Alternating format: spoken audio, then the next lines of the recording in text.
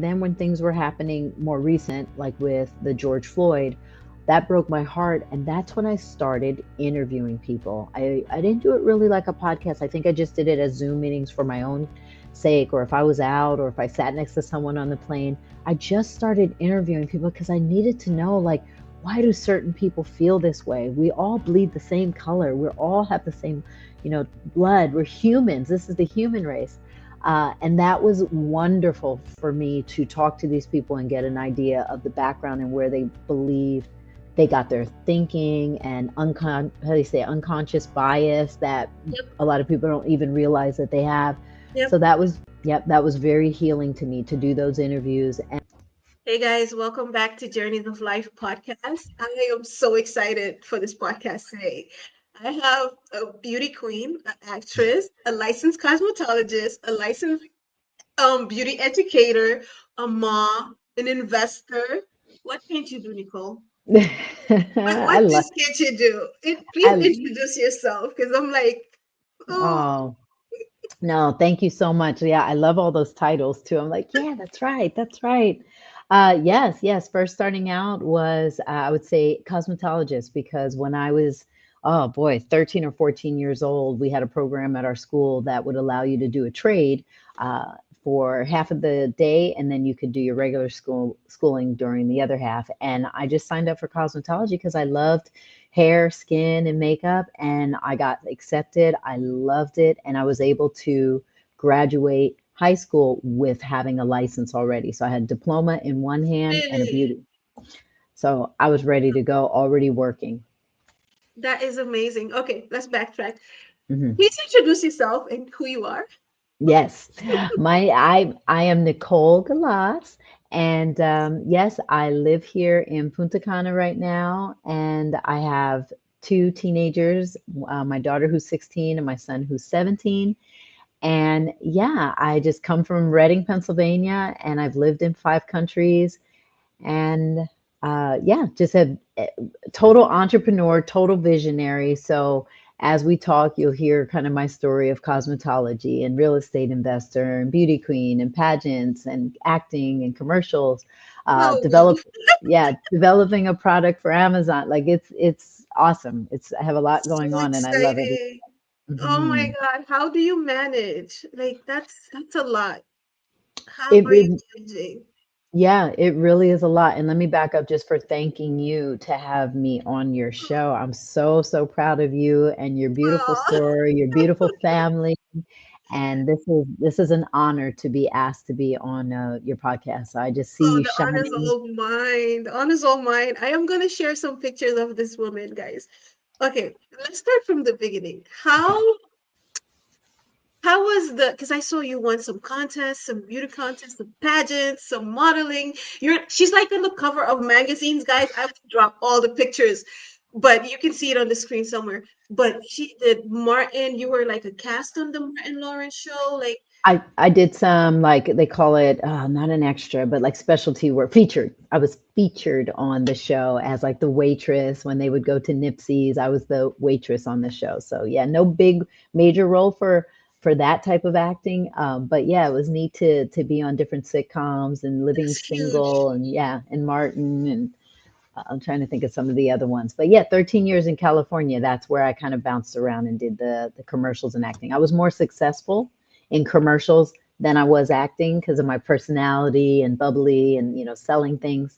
But yeah, I did dabble a little bit in acting. How was that journey for you? It was so good because, being in California, you just meet so many different types of people in different industries. And I remember I got an agent and they said, we're going to send you on a commercial audition for Radio Shack back at the time. This is in like, I don't know, maybe 1994, 95. And I went and I remember at the audition, I was so proud that I was in some other fitness competition. It had nothing to do with the interview, but I said, "Hey, before I start the interview, I want to show you all something that I learned." And the casting directors are like, "What is she doing? What is?" I got on my hands and I put my legs out and I was holding myself up by my on my body weight with my hands, and they just loved me. They were like, "She's so cool." I did the audition. I got the first commercial, so it was neat to go back to my agency and said the very first commercial audition you sent me out, I got hired for it. I did the commercial. And this is a funny story I always like to tell is I loved it. They had a trailer for me. They did your hair and makeup.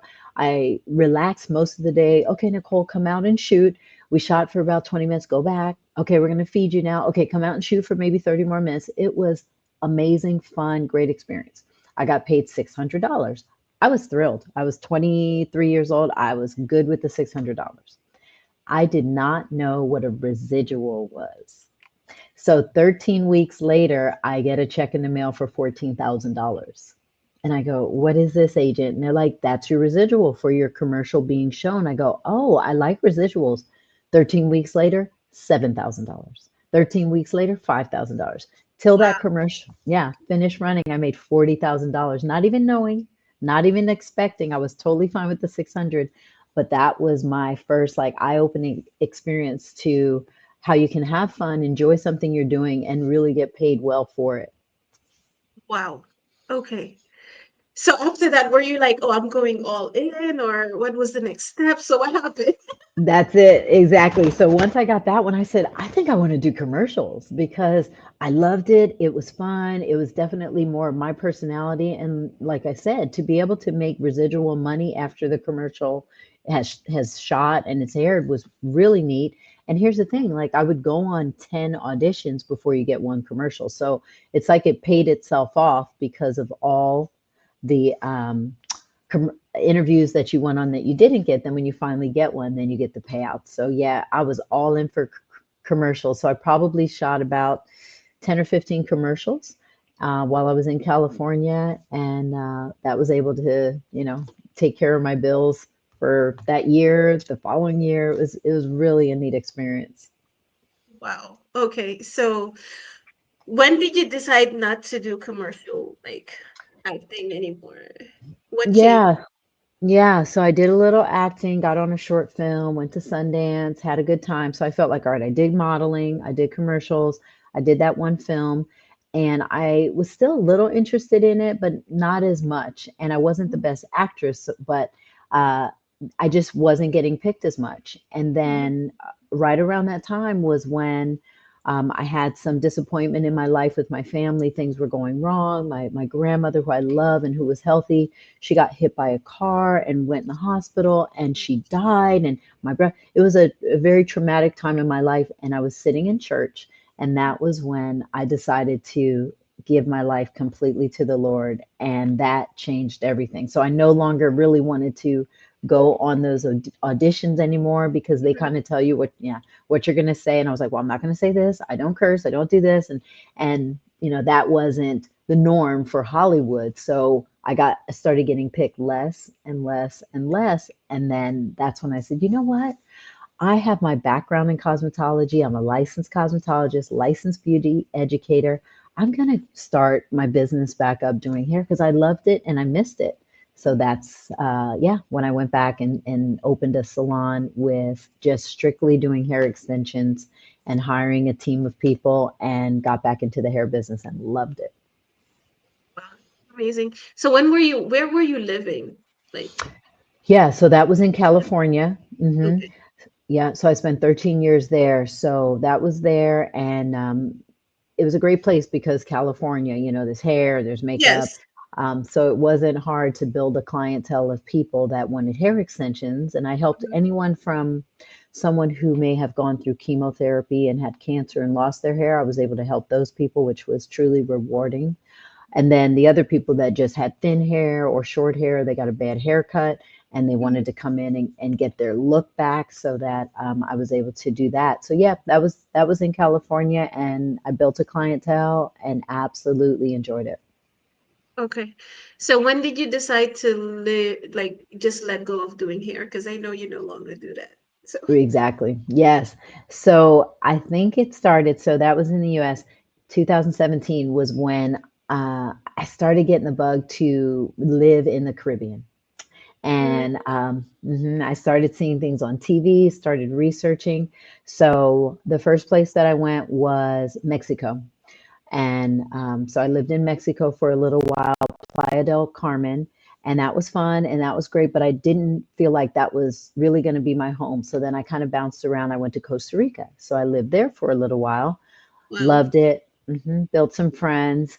And then COVID hit and I went to Canada. I said, I want to see what Canada's like. So took my children and we lived in Canada for 1 year, and it Okay. was beautiful. It was clean. And because um, I was in Texas at the time when we went there, I sold my salon to my assistant, so I was able to go to Canada and not work for a couple of years, just Okay. enjoy the time there. But for two, I didn't know that it is cold in Canada for 7 months Very. of the year. Oh, I kept putting on all my coats and jacket, and I would say to the local people, I was like, okay, so when does it get warm? They're like, oh, I don't know, maybe around May. And it was December, and I'm like, no, so January. So it was freezing. And I Yeah. say, yeah, I say this on one of my videos that it was the first time, because I have a background of being cheerleader and encouraging others and happy and positive. So Mhm. I have never used the word depressed in my life, never. Right. Right. Yeah, but when I was in Canada, I would lay in bed and I was kind of sad. I didn't know what it was. And then I realized it when I saw something on TV and then I researched it. In Canada, yeah, the skies were gray, a lot. It was cold, and I was getting seasonal depression. Seasonal depression, kind of like people who live in Washington. You It, got it it. rains a lot. It's always gray. You know, a lot of people. It is actually very real, especially Hmm. if you do not like the cold weather naturally. Like I don't like the cold weather at all. Oh, you don't either. Okay, No, okay. no, So no, you understand. I do. So you started feeling down while you were in Canada, and you were like, "I have to get out of here. I This have to get. is what I I need to have. leave." Yeah. Yes, and I was watching a show called House Hunters International, Mm, and a girl was talking about the Dominican Republic. And I had always kind of stayed away from the Dominican Republic because people were saying, oh, it's dangerous. Oh, I don't know if I would go there. And I would hear these stories. But I'm one that needs to find out for myself. So after seeing her story on House Hunters, I was like, it looks fine. And she got a house at a very good price. I booked a trip here and came here on vacation and mm-hmm, absolutely loved it, loved it, loved it. And that's when I knew that I was going to leave Canada and mm-hmm. come to the tropical weather, and it just fit my lifestyle even more than Costa Rica did in Mexico. It really made me feel like this is where I needed to be. Okay. Did you move all like just I know you moved with your children, but did you have like any family members there at the time? Like, aunties? 'Cause it was just you and your little immediate family. Exactly. It was just Okay. us because when I came on vacation, I found a church, so that Mhm. became my family really quick. The pastor, his wife, I went to church for those 2 weeks that I was here, so I got to meet some of the members, and that was Mhm. pretty much that were all the people that I knew. So there's no family here, Okay. but I knew that I would get to know people, and social media, you can connect with some people. Yeah, so it was just me and my Wow. teenagers, and yeah, we came and found an apartment and got settled in. I put them in school, Mhm. and yeah, it's been How was that awesome. for them? Like, did you guys already speak Spanish? Like, you already spoke Spanish at this time because you moved to like Mexico and Costa Rica, or were you still kind of like it's still a different culture? Because I know that culturally they're not the same. Like Mexico and DR, like it's not Mm-mm, the same. Even if it's it's a not Spanish speaking countries, everything is different. So how was that adjustment for you, and then also for your kids? Because it's like, exactly. yeah. So they were teenagers, so they were not happy because I moved them from Texas to Canada, and then they just started building friends there, and then I moved them to Dominican Republic. So they were not happy to come here, but I put them in an international private school where they teach half Spanish, half English, and Okay. we were studying some Spanish while we were in Texas. We studied some in Canada, so we knew some, but it's Hmm. nothing like immersion when you're just thrown No. in it, right? Yes. And you have to speak it. So I'm proud to say they are fluent in Spanish. They understand it. They speak it. I can totally understand it. I just speak a little slower than they A do. little I slower can't. than normal. Okay. Yeah. So now, how long have you been in DR? 3 years back and forth, 3 years here. And that's what kind of, not kind of, the hair business. So when I got here, I was like, okay, no more hair. Okay. I had done it for 35 years and I loved it, but it also was taking a toll on my hands from all the extensions and Yep. squeezing. Carpal tunnel. Yep. Exactly. And I thought, I Yep. don't want to get surgery. I don't want to. So my first year here, after not doing hair for 1 year and being in the sun, being in the tropical weather, exercising, eating, fruits, vegetables, coconut water, my hands have totally restored. Nothing is Yeah. tight, nothing is painful. I'm like, wow. Yeah. So that was another confirmation. I'm like, this is the place where I This need to is where be. you need to be. I love it. I love it. So you basically like a totally adjusted now to Punta Cana. You love the Total. weather. So do you ever come back to the States from time to time? Like, I love coming back to the States. Yes. So probably every 3 months, I'll hmm either go to Pennsylvania, where my family is based, or North Carolina, hmm Georgia, hmm Florida, California. Yeah. So probably 4 times a year, I'll get back to the right. States. And what's neat about that is, as much as I love here in the Dominican Republic, I grew up in the States. So there's certain things that I'm used to, like hmm Cheesecake Factory, restaurants, certain hmm stores, going to Marshalls, going to the bigger malls, uh, because I live in a touristy town. It's Punta Cana is a little smaller than Santo Domingo, where the capital is. Hello. Oh, Say it. yeah. That's the Like, star of the show. Yeah. yeah. Perfect. So, okay. So Yeah. you come back, every 3 months or so, you come back to PA and then you go back or North Carolina. hmm That's amazing. Okay. So what are you currently doing? Like, what are you Yeah. currently working on? And Yeah. So when I joined a real estate group community in 2022, I believe, yeah, I think it was 2022, I got into real estate and I started learning how to be an investor and buy properties. So that is the main thing that I'm doing. I have a team of 6 where we make calls and we find properties. And if it's a property that works for me to be able to keep, then I'll do that. But I have partners that I work with, so that's what I do on a daily basis. But what I'm super excited about is I developed it. I can't talk about it yet, no, but I'll just say product. But I developed a product and I'm finishing the final details of it in January so yeah. that I can launch a product for all my team over 40. That'll be so beneficial. It's the best thing that I can say. I tried to think of something that, what do I love? What do I love from my skin, my hair? Like, what's my number one thing? Product, something I do. And I went, I know exactly what it's going to be. So that's what I've been working on and developing so that I can launch this amazing product in February. And it'll just bless my team over 35. Yes, yes. I gotta lower the age a little bit.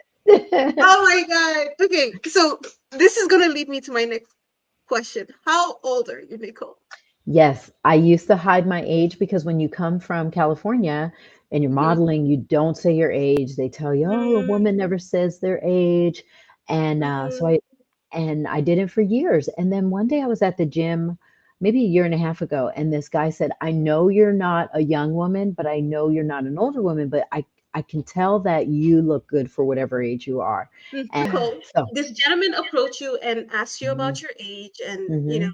so did you tell him at that point? Yes, that's when I decided in that exact moment. I said, you know what? Just be proud. Just say your age. And I told him, I said, I was born in 1970. And at the time, I said, I'm 53 years old. And he goes, no way. He did that whole thing. He goes, I knew you weren't 25. I knew you weren't 30, but I can't believe you're 53. And now I'm 54. But that's the joke that I say. I say I was born in 1970, but I think they got my birth certificate wrong by 10 years. So in I think so too. my mind, I think I'm 44, but I'm really 54 years old and I love it. Love it, love it. Wow, wow, wow, wow, wow. So what is your secret? What's the Mm. secret? Like, how do you listen? I want to be like you when I grow up. When I grow up, exactly. I love it. Well, you are already doing it, so you're going to be Oh even better. man. Yeah, you have the Wow. skin of, yeah, I'm like, is she 19? Is she 20? Yeah, just You, you're beautiful. you know So, what's so funny? My little sister's like 30 and people think she's older than me, and so it's always like, how old is she? Like I get carded sometimes, which is weird. Yes, I think it's a little weird. I don't look that young, you but I do. think I can pass for like a younger girl. But it's just weird when I get like those, oh, how old are you? And it's like, Yes.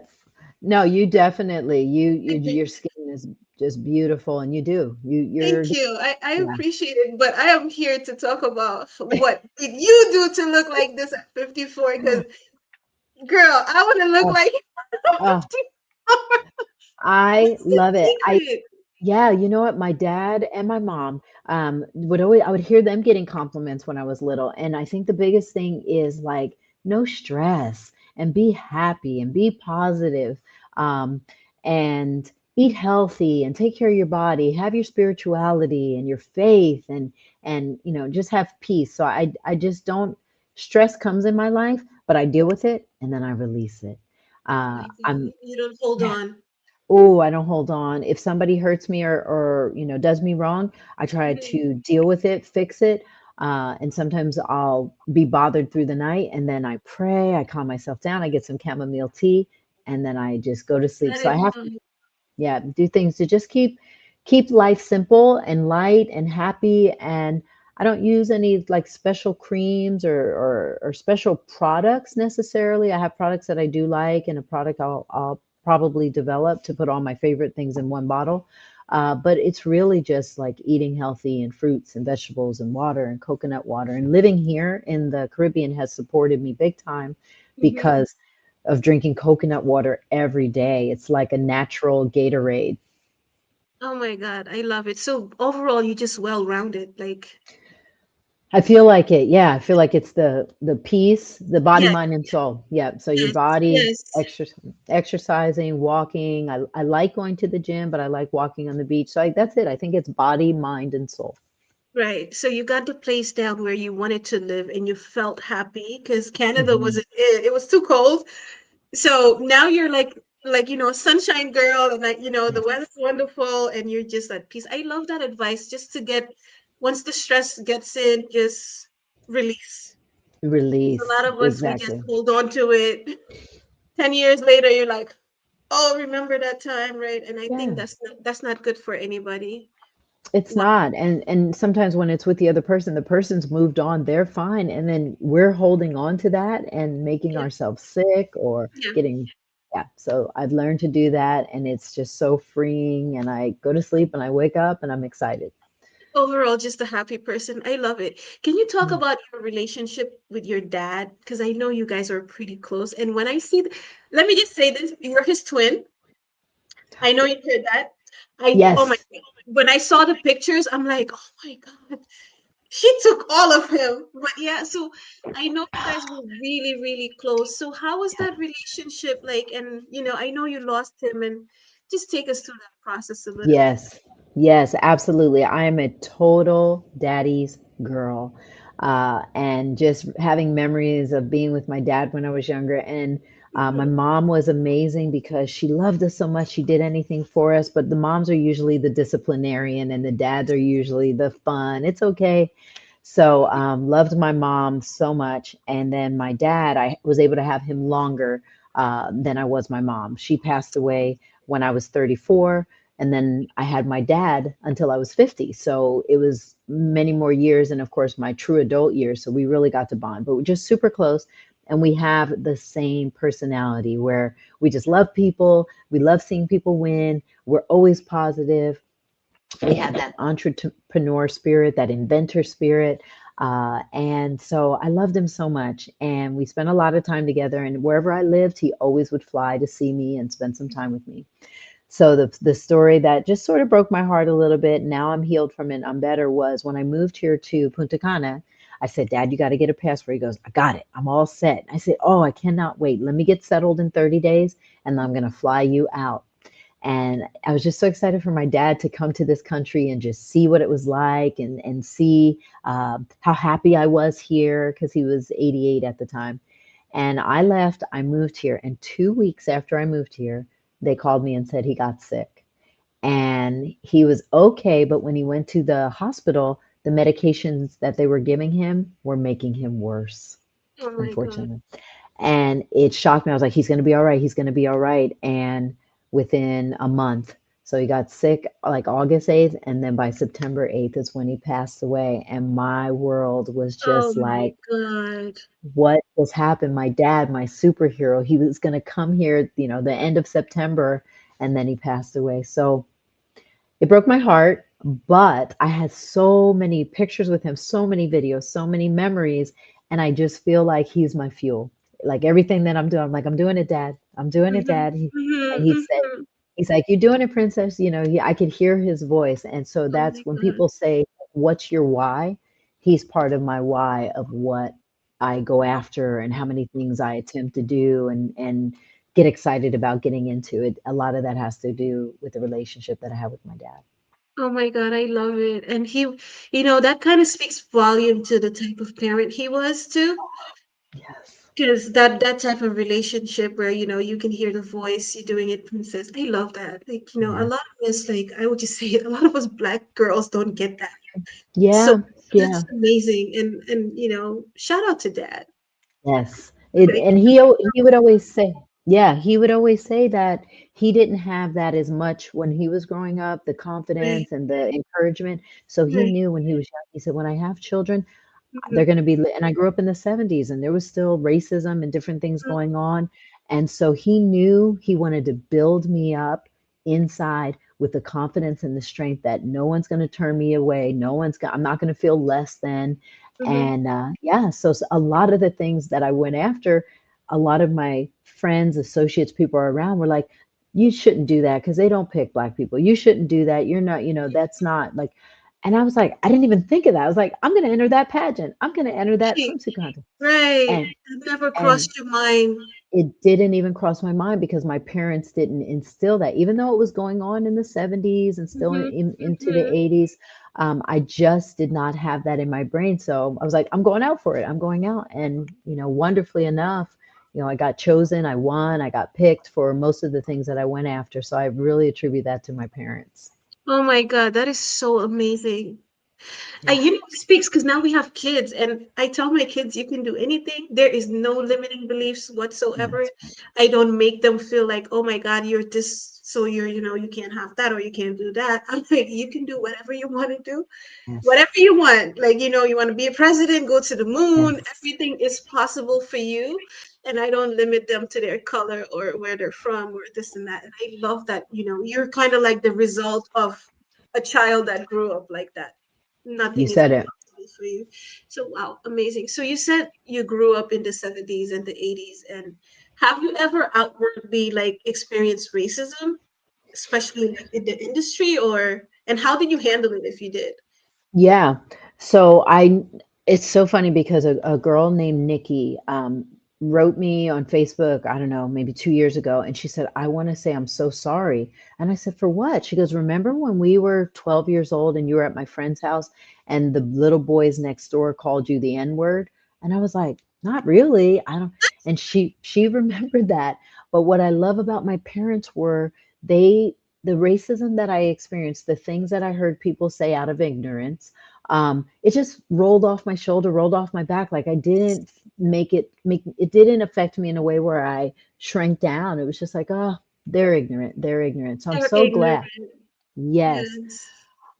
So there are plenty of things that happen now that I can look back too. I go, oh my goodness, I remember when that happened. I remember that happened. I remember getting pulled over in California when I was 23 years old, and the way that I was treated was totally different than the way my clients were being treated. And I told them this story. Yeah, so I did kind of look back and go, okay, I can see the difference in treatment with certain things, and I'm more aware. It just made me more aware of that. So the way that I dealt with it was I just let it roll off for years. And then when things were happening more recent, like with the George Floyd, that broke my heart. And that's when I started interviewing people. I didn't do it really like a podcast. I think I just did it as Zoom meetings for my own sake, or if I was out, or if I sat next to someone on the plane. I just started interviewing people because I needed to know, like, why do certain people feel this way? We all bleed the same color. We all have the same,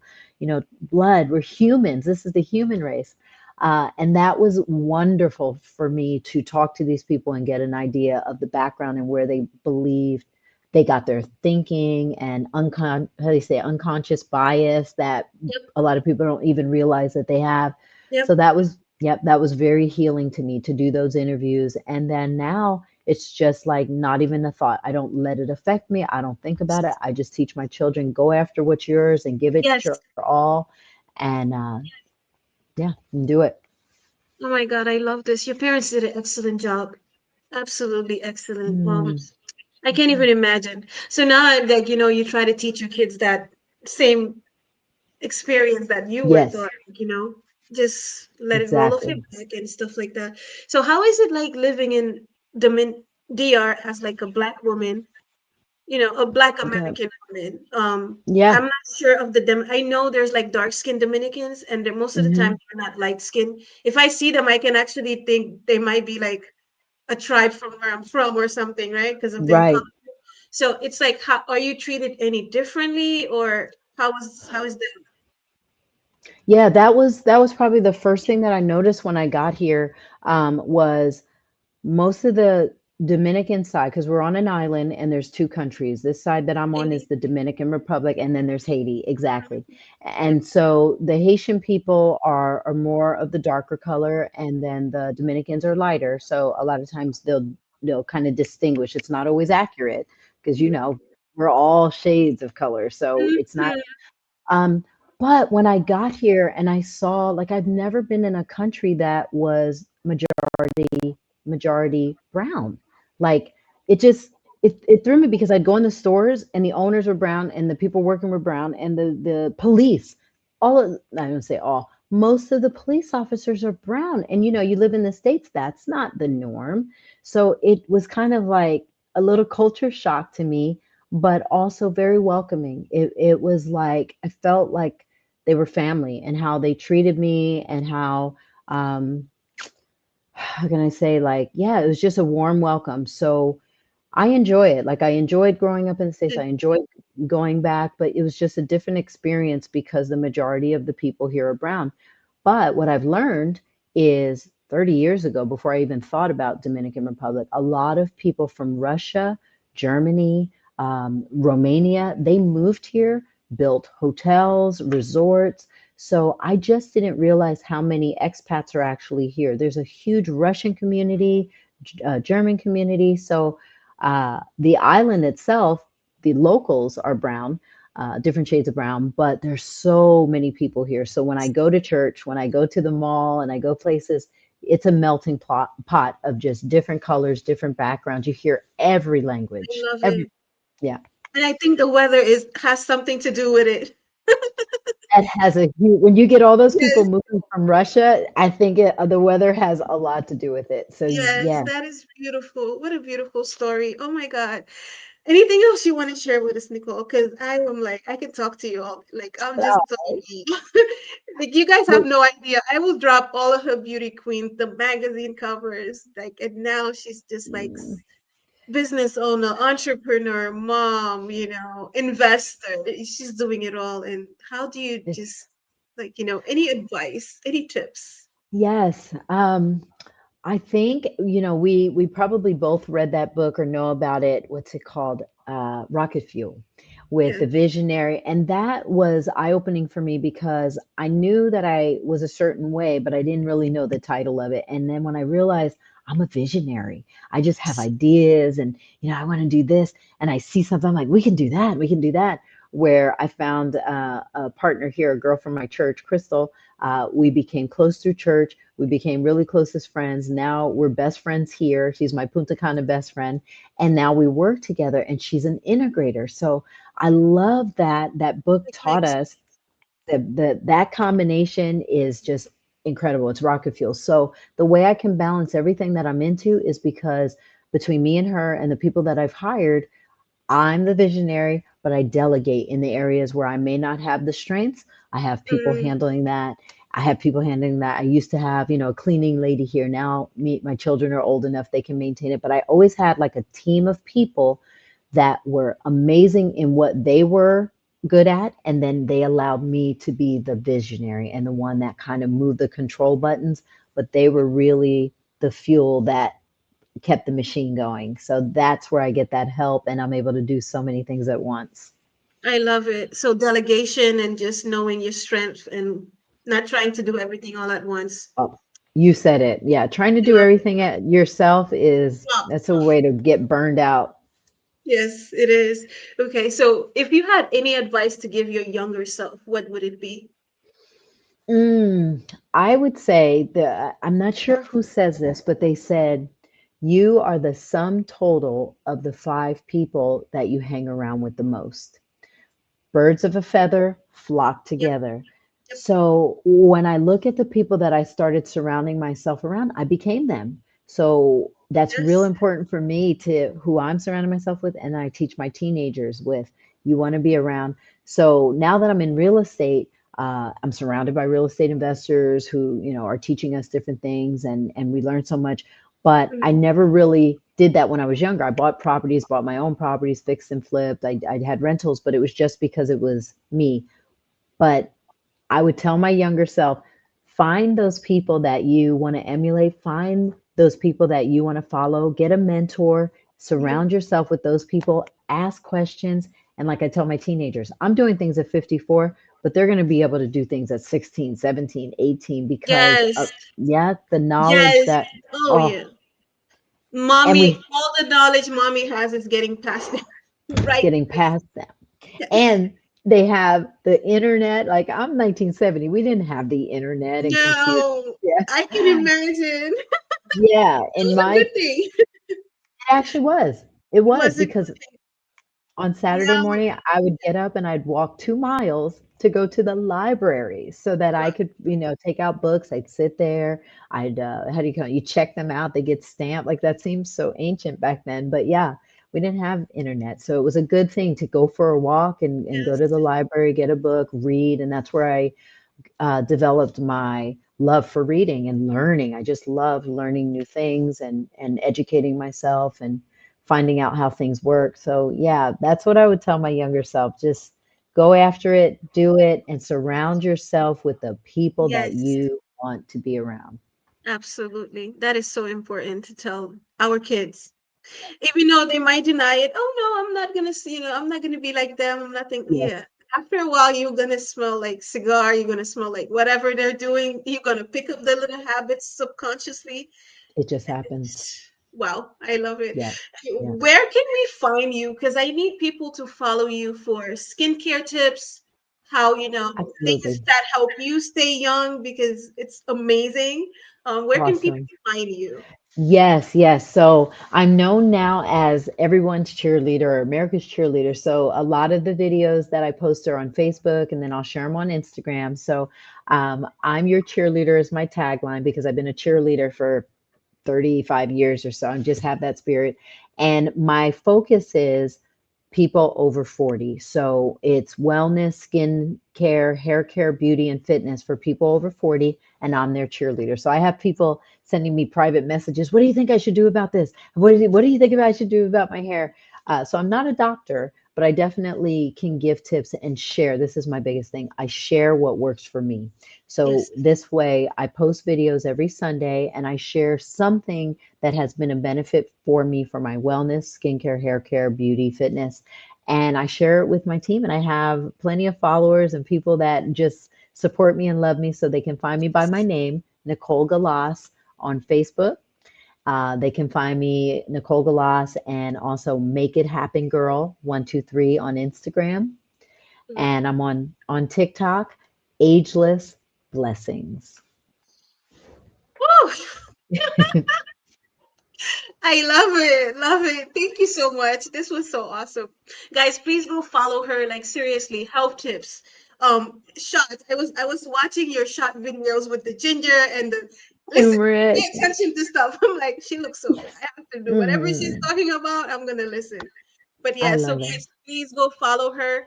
Also, I will put her product line when it comes out in the description box. Go support her. She's doing the thing, amazing. Absolutely That's amazing. I'm awesome. so This grateful you're here. I'm so grateful to be here. This was a true honor and to be able to talk with you and share. Thank you so much for having me for two. Thank you. Mhm.